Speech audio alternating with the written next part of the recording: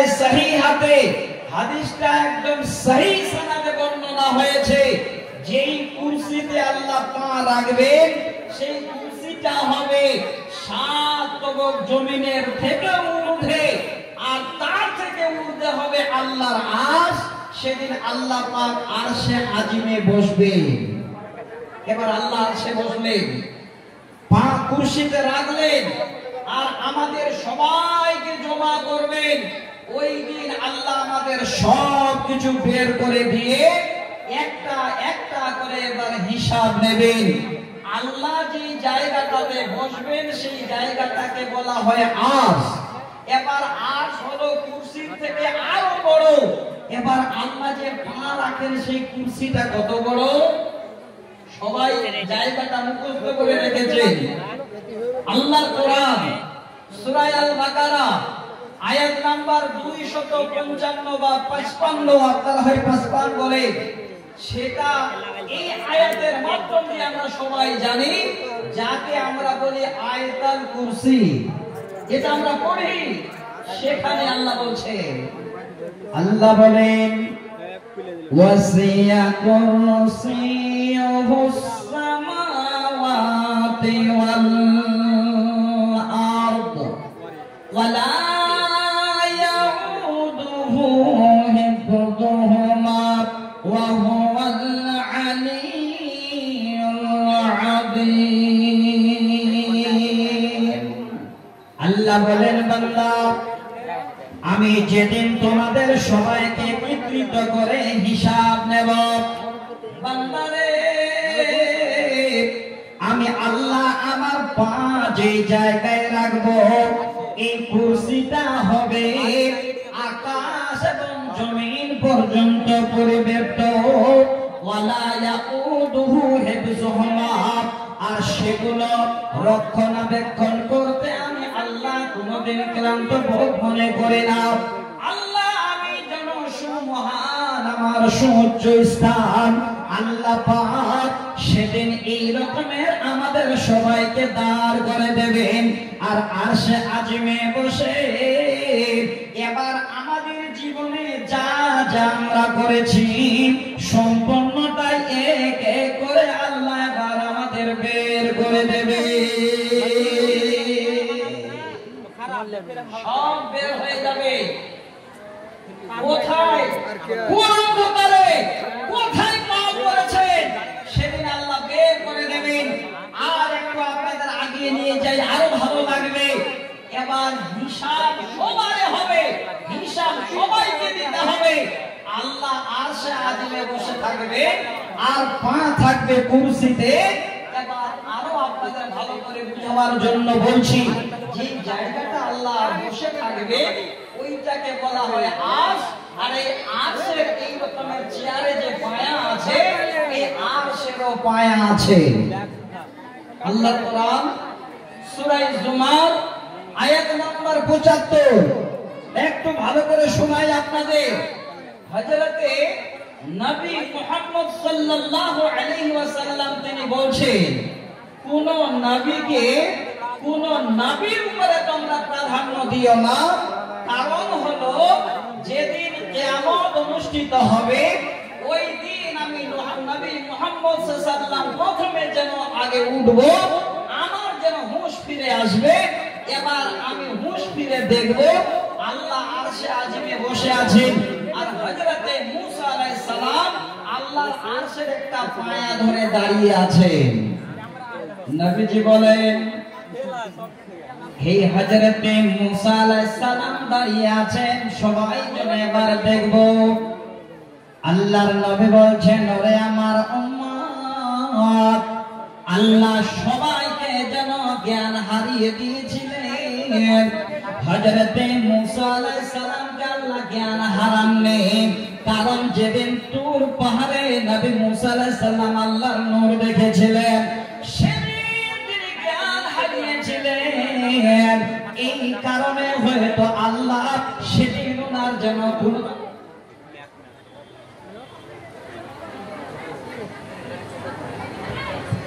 मुअज़्ज़ज़ सामीन, खाने का होटल खुला हुआ है।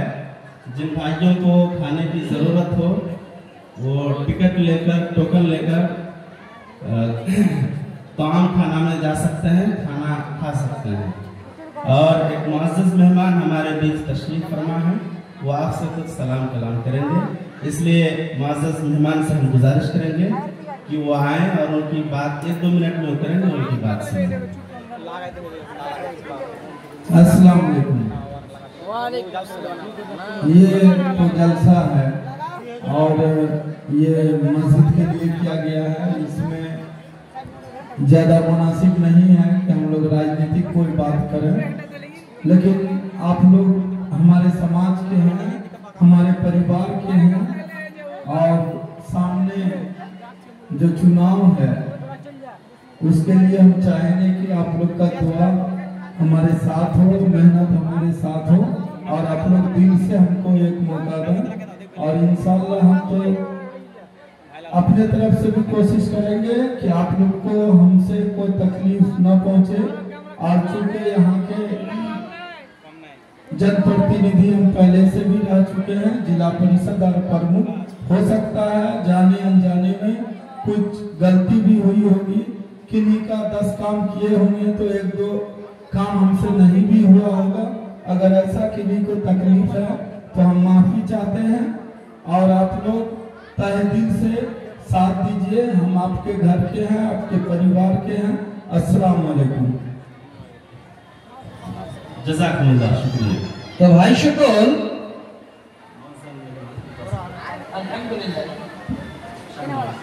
দেখেন আজকে আমার ভাই শাহনওয়াজ সাহেব উনি 10,000 টাকা আপনাদের মসজিদে দান দিয়ে গেলেন। আচ্ছা আচ্ছা আচ্ছা, আলহামদুলিল্লাহ।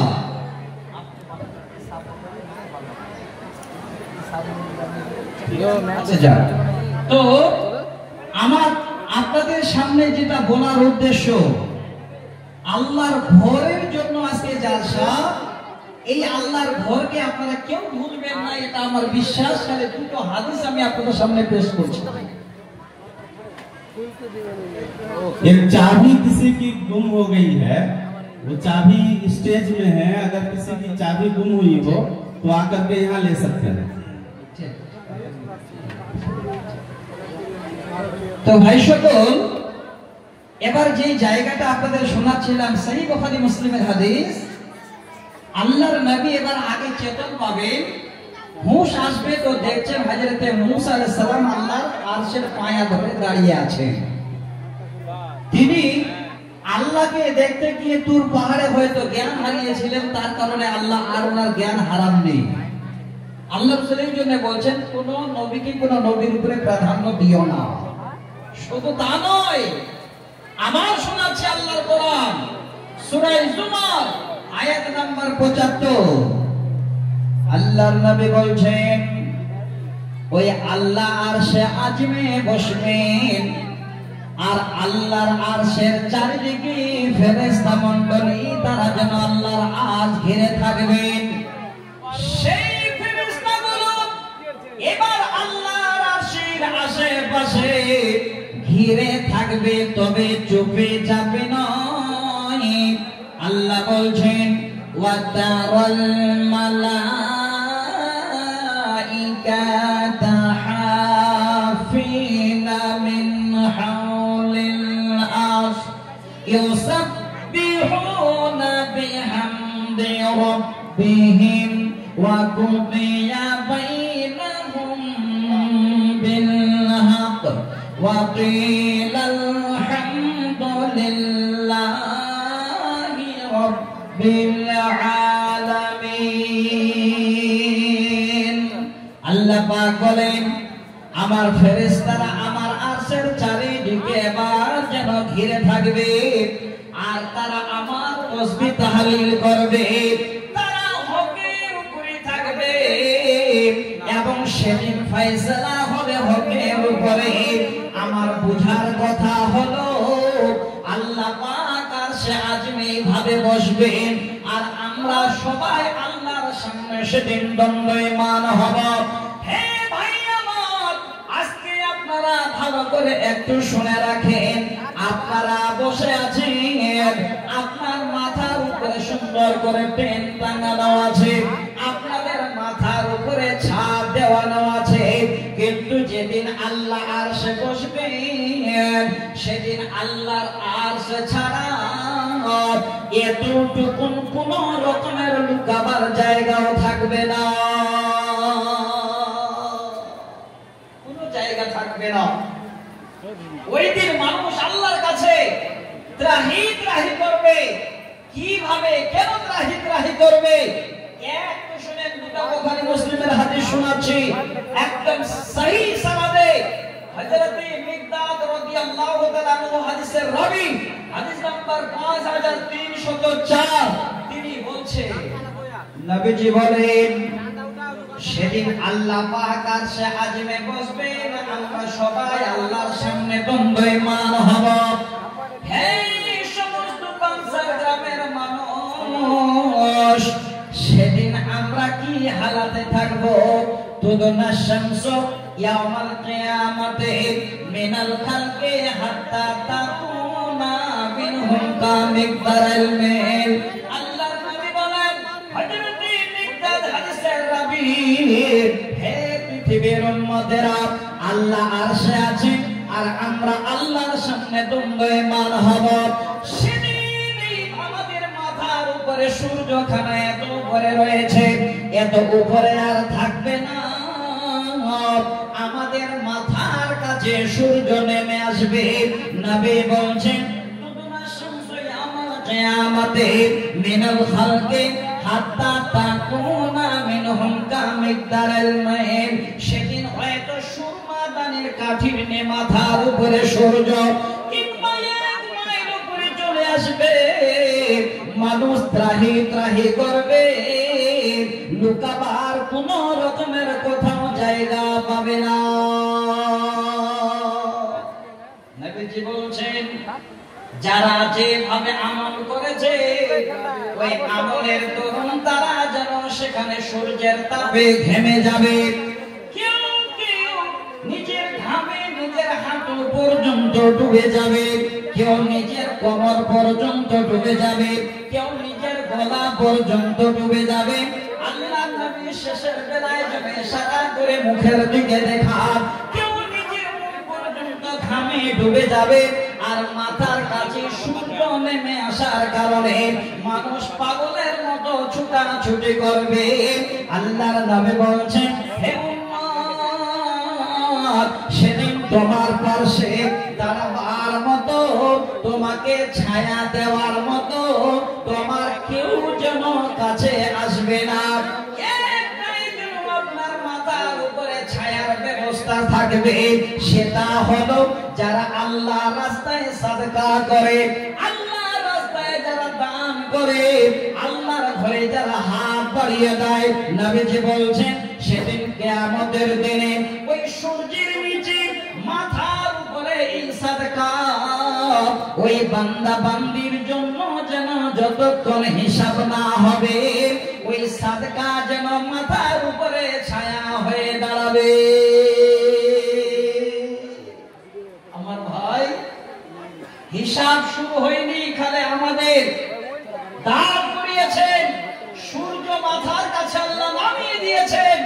আমরা পাগলের মতো সেখানে ত্রাহি ত্রাহি করছি, কিন্তু লুকাবার কোনো জায়গা নাই। আমরা যাব কোথায়? কোনো জায়গা নাই।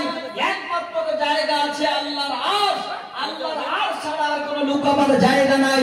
যতক্ষণ হিসাব না হচ্ছে আপনাকে এতটুকু সাহায্য করবে, ইন্নামাল মুমিনু ইয়াস্তাদিলুল মুমিনু ফি সাদাকাতিহি, যারা সাদকা করবে মুমিনেরা, এই সাদকাই সেদিন তাদের মাথার উপরে ছাতা হয়ে দাঁড়াবে।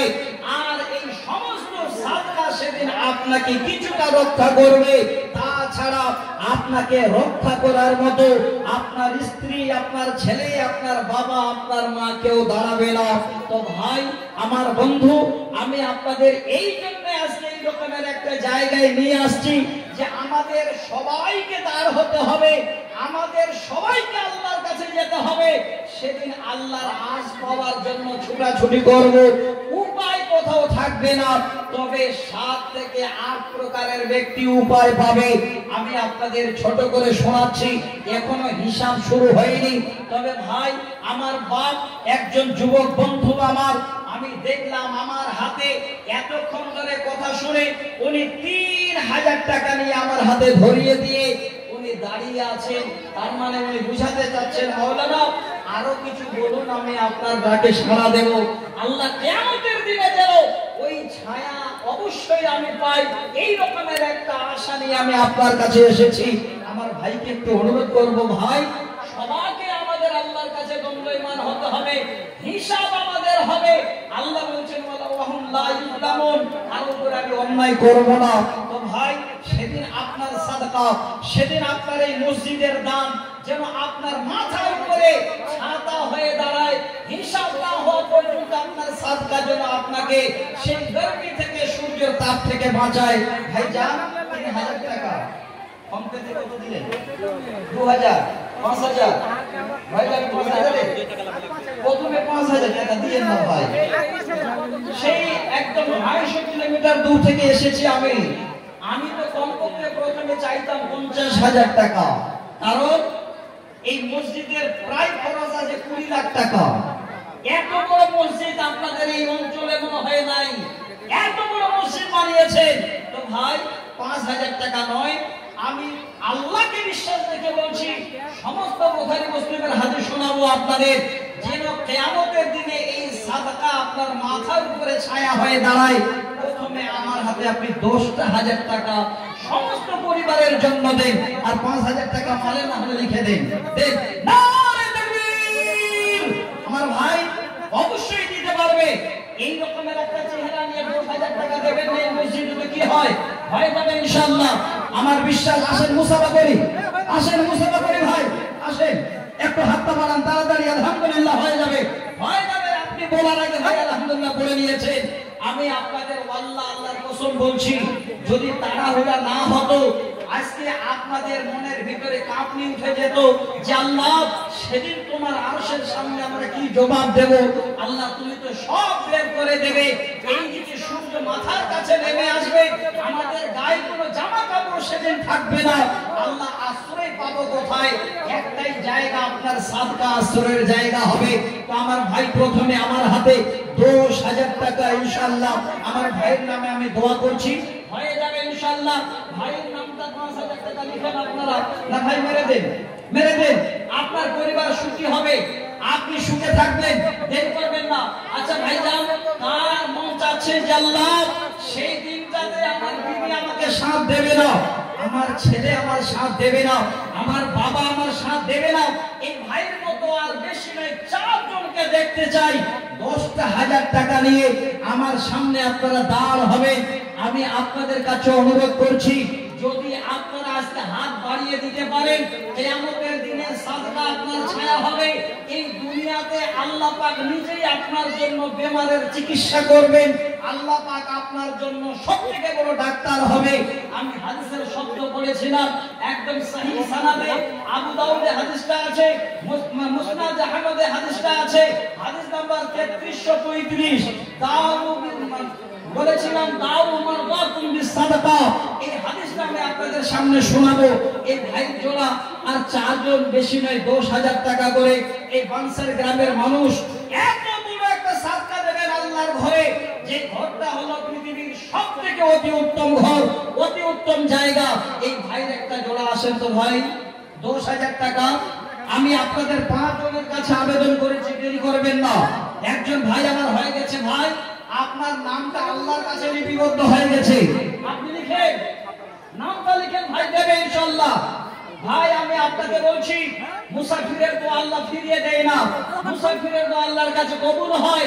আপনার প্রথম নামটা 10,000 এর যখন উঠে গেছে, আপনি না হলো যেদিন কাজ চালু হবে সেদিন দেবেন। আচ্ছা ভাই আর 4 জন 10টা করে 1000 টাকা।